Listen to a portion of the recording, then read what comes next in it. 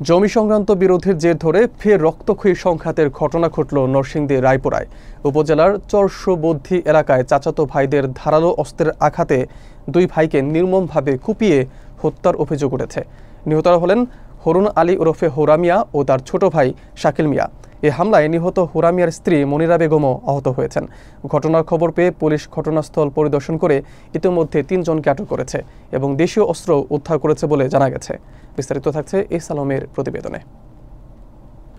গত শনিবার দুপুরে নরসিংদীর রায়পুরা উপজেলার পারিবারিক সূত্র নিশ্চিত করেছে যে পুরনো জমি বিরোধকে কেন্দ্র করে চালিয়ে যাওয়া হলে চিকিৎসক মৃত ঘোষণা করেন।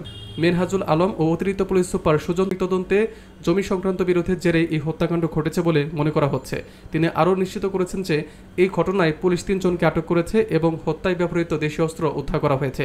তিনি বলেছেন, অভিযোগের ভিত্তিতে পরবর্তী আইনগত ব্যবস্থা গ্রহণের প্রক্রিয়া চলমান রয়েছে।